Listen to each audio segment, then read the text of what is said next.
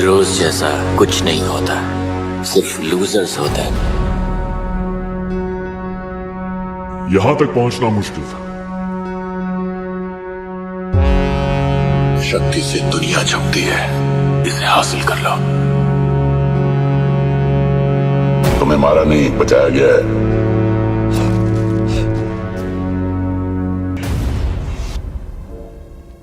कृष्ण लेगा कृष्ण अवतार।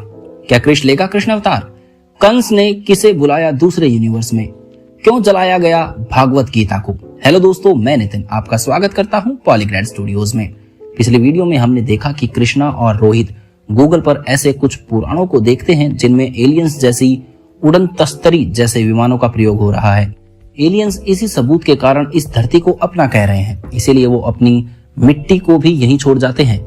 सब बातें होने के बाद कृष्ण और रोहित अपने अपने कमरे में चले जाते हैं। कृष्ण सोने वाला होता है, तब उसे टेबल पर रखी भगवत गीता दिखाई देती है और उसे गोलू मोलू की दादी की बात याद आती है कि उसकी हर परेशानी का रास्ता भगवत गीता से मिल जाएगा।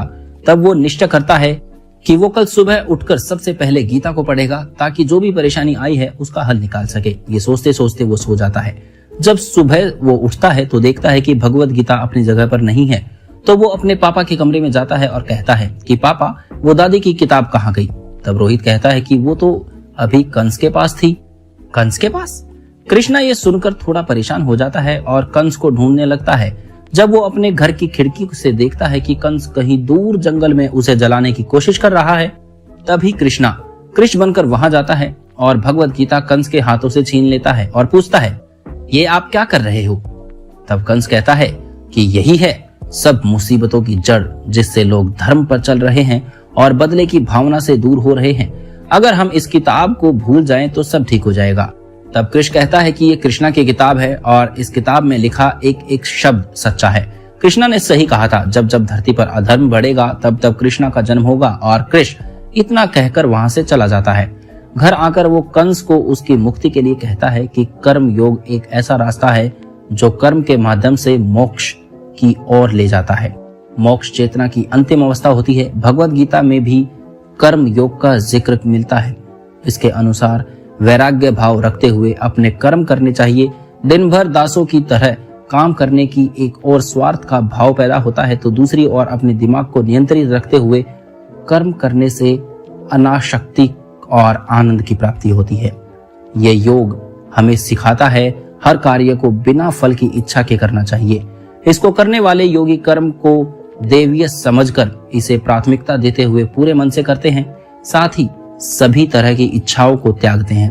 कृष्ण कंस को कहता है कि तुम्हें ये विश्व को हासिल करने के मोह को त्यागना होगा। हमें मालूम है कि वो लाल मिट्टी तुमने वहां रखी है ताकि वो जिसके पैर में पड़े वो तुम्हारे अधर्म के रास्ते पर चल पड़े।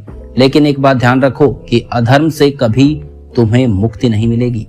तुम इस दुनिया कभी उस दुनिया में भटकते रहोगे और अपनी दुनिया को मैं बचा ही लूंगा, उसके लिए चाहे मुझे कृष्णा ही क्यों न बनना पड़े। इसी बीच उसे खबर मिलती है कि कई उड़न तस्तरी जमीन पर आई हैं, लेकिन उनका रूप बिल्कुल युगों पहले वाली तस्तरी जैसा है। तब कृष्ण का शक सही हो जाता है कि कंस यहाँ मुक्ति के लिए नहीं बल्कि इस दुनिया में अधर्म फैलाने के लिए अपनी सेना के साथ आया है, जिसका वध करने के लिए एक बार फिर कृष्णा को जन्म लेना होगा। देश और अलग अलग शहरों में कंस ने अपनी ब्रेसलेट को देना शुरू कर दिया है, जिससे लोग आलसी हो गए और भगवत गीता के अध्याय 3 कर्मयोग से भी दूर होते हैं। देश की आर्थिक और राजनीतिक व्यवस्था खराब होने लगी।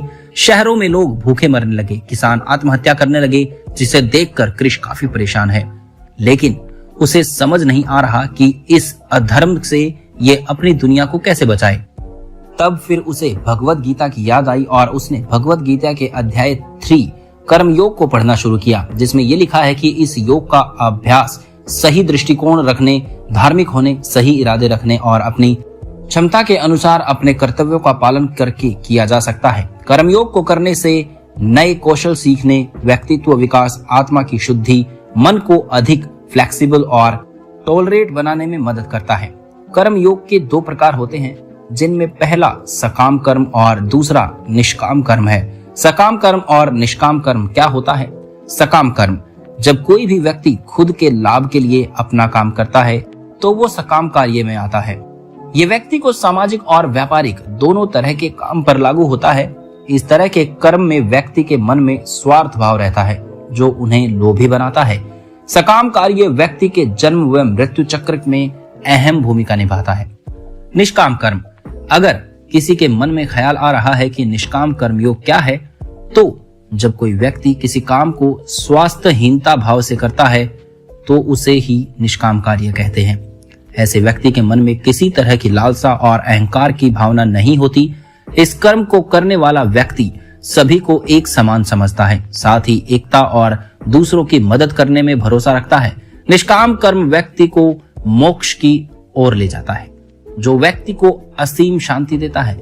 ये पढ़ने के बाद कृष्ण समझ गया कि उसे क्या करना है। अगले दिन वो बाजार गया, जहां जगह जगह कुछ कुछ बाजार सजे हुए हैं, लेकिन कहीं एकदम ही उजाड़ पड़ा होता है। तब उसने किसी से पूछा कि ये बाजार इतने क्यों सजे हैं। तब दुकानदार ने कहा, अरे साहब, आज जन्माष्टमी है ना। तब कृष्ण को समझ आया कि उसे आज क्या करना है। कृष्णा अवतार में एक मुंबई की चौल में गया, जहां उसे कुछ तैयारी होती हुई दिखती है। तब वो चौल वाले लोगों से कहता है कि वो लोगों के साथ गीता के ज्ञान को साझा करना चाहता है।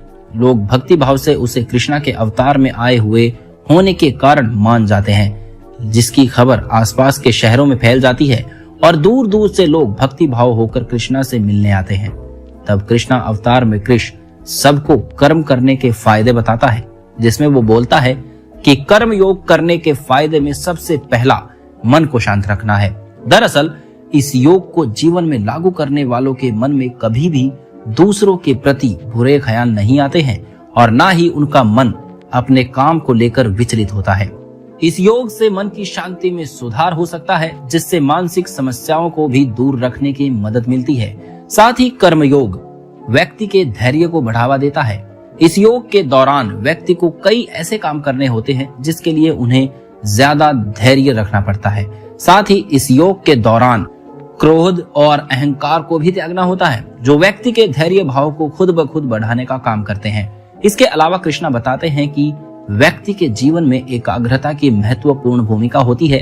अगर किसी भी काम में आगे बढ़ना है तो उस काम को पूरी एकाग्रता के साथ करना होता है। कर्मयोग यही सिखाता है कि अपने कर्म को अच्छे से करना चाहिए।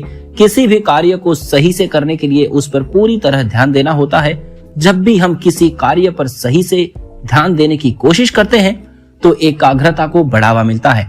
कर्म योग से पुरानी बातों को भूलने और आने वाली चीजों पर ध्यान केंद्रित करने की भी सीख मिलती है। कर्मयोग करने के फायदे में कार्य क्षमता में सुधार भी शामिल है। कर्मयोग करने वाले अपने और दूसरों के कार्य में मदद करने की भावना रखते हैं, जिससे कि वो न सिर्फ अपना काम सही तरीके से भी करते हैं बल्कि अपने साथी की भी मदद करते हैं। इससे व्यक्ति के कार्य करने की क्षमता बढ़ जाती है। साथ ही कर्मयोगी को अपने काम के प्रति सकारात्मक विचार रखना होता है, जो उसके मन में हर तरह की नकारात्मकता को दूर करता है। इससे व्यक्ति को जीवन में सफलता की प्राप्ति होती है, क्योंकि कर्मयोगी अपनी विफलता को भी सकारात्मक तरीके से लेते हैं और उस काम के लिए दोगुनी मेहनत करते हैं। इस तरह कृष्णा रूपी कृष्ण कहता है कि अगर हम अपने काम को स्वयं और पूरी निष्ठा भाव से करेंगे तो देश में बढ़ रही गरीबी, भूखमरी सब दूर हो जाएगी।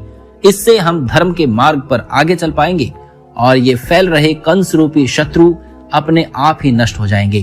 कृष्ण ऐसा कहकर वहां से चला जाता है, लेकिन क्या ऐसे करने से धरती पर हुए एलियंस और कंस के हमलों को रोका जा सकता है? हमें कमेंट में जरूर बताइए। हम फिर मिलेंगे एक नई वीडियो के साथ। तब तक खुश रहें और सेफ रहें। धन्यवाद।